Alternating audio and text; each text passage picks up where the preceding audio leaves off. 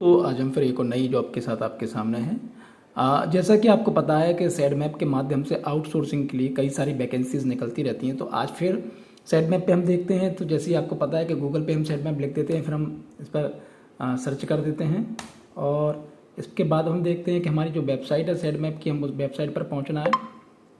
ये पूरी प्रोसेस आप लोगों को इसलिए बताते हैं क्योंकि कई लोग ऐसे हैं कि जो अभी भी सर्च नहीं कर पाते हैं।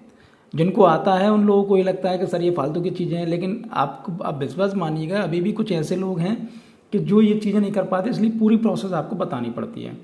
ये स्पष्ट लिखा हुआ है इसमें कि अगर आपसे कोई सैडमैप में या कोई सरकारी या कोई भी नौकरी लगाने के पैसे मांगता है तो उसे बिल्कुल भी पैसे ना दें।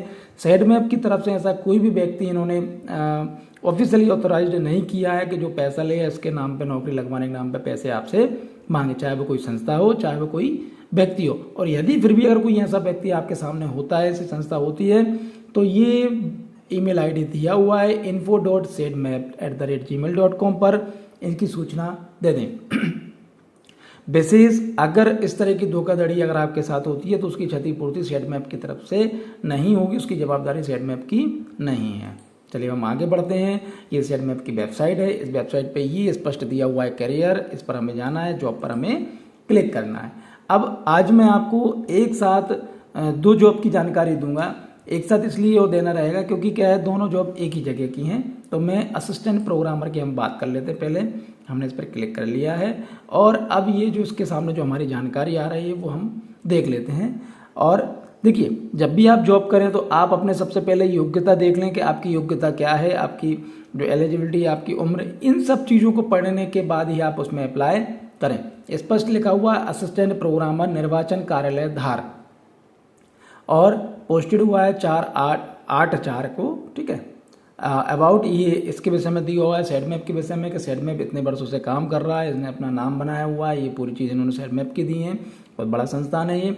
एजुकेशन क्वालिफिकेशन इस जॉब में जो मांगी गई है वो MCA हो आप, या MSc गणित से हो, या स्टैटिक्स से हो, या इलेक्ट्रॉनिक्स से हो, या फिर नहीं विद PGDCA, सबके साथ ही विद PGDCA चाहिए, या फिर BE हो CS से या इलेक्ट्रॉनिक्स से।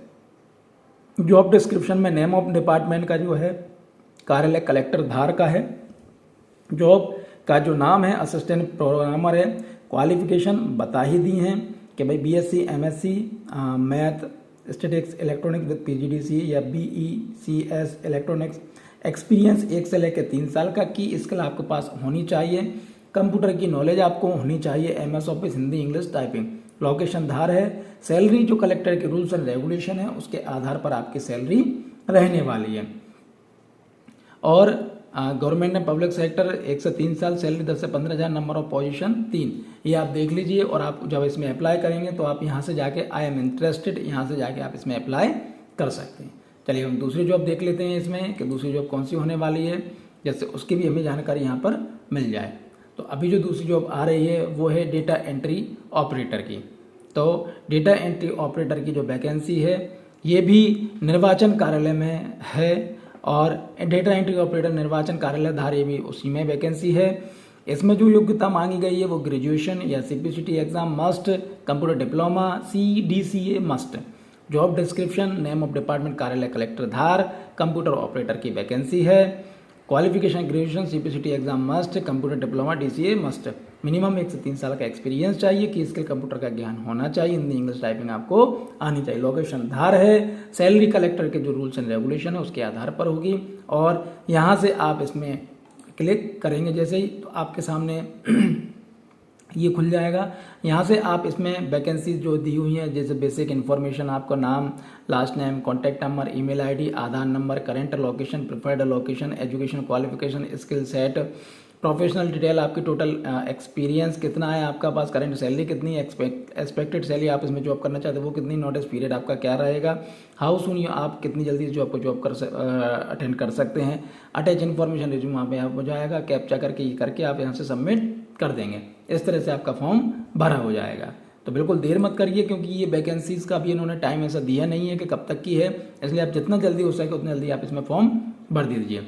चलिए बहुत बहुत धन्यवाद, थैंक यू।